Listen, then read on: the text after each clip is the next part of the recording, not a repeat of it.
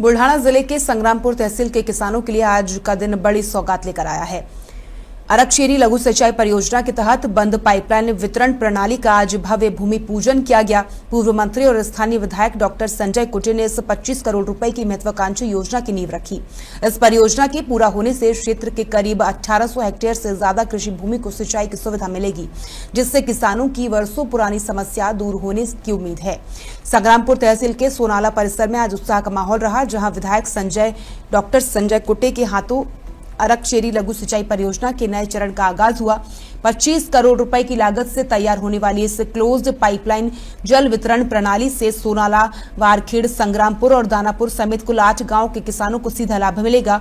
अब किसानों की सिंचाई के लिए पानी की बर्बादी और कमी का सामना नहीं करना पड़ेगा, क्योंकि 1834 हेक्टेयर भूमि को सीधे पाइपलाइन के जरिए पानी पहुंचाया जाएगा। कार्यक्रम के दौरान विधायक कुटे ने कहा कि ये योजना क्षेत्र की ग्रामीण अर्थव्यवस्था के लिए मील का पत्थर साबित होगी। इस मौके पर सिंचाई विभाग के वरिष्ठ अधिकारियों के साथ साथ बड़ी संख्या में स्थानीय किसान भी मौजूद रहे। या मतदारसंघामध्ये पुढे जातोय।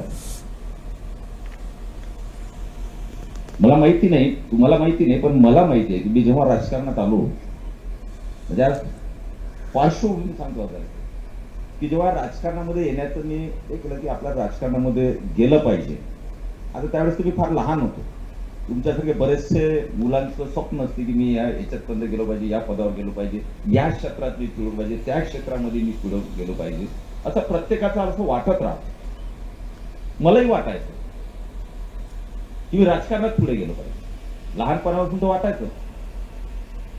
परंतु जेव्हा मी डॉक्टर होऊन या जळगाव जामोदमध्ये प्रॅक्टिस सुरू केली आणि पिंड हा समाजकारणाचा असल्यामुळे दवाखान्यात लक्ष कमी, दवाखाना चांगला चालायचा, असं नाही की दवाखान्यात चालत नव्हता म्हणून समाजकारण किंवा राजकारणात, असं नाही, दवाखाना चांगला चालायचा। परंतु त्यावेळेस समाजकारणाची खूप आवड होती, एक स्वप्न उराशी होतं की आपण कुठेतरी भव्य दिव्य आपल्या हातून करता आलं पाहिजे, आपल्याला खूप मोठ्या प्रमाणात काम करता आलं पाहिजे, खूप लोकांची सेवा आली पाहिजे। या दृष्टिकोनातून कोणत्या क्षेत्रामध्ये आपल्याला संधी किंवा उपलब्ध होऊ शकते।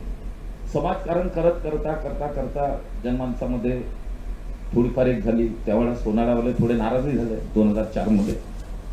मला वाटतं आज खुश असतील, तेव्हा नाराज झाले, पण आज तो खुश आहे ना। तेव्हा 2004 मध्ये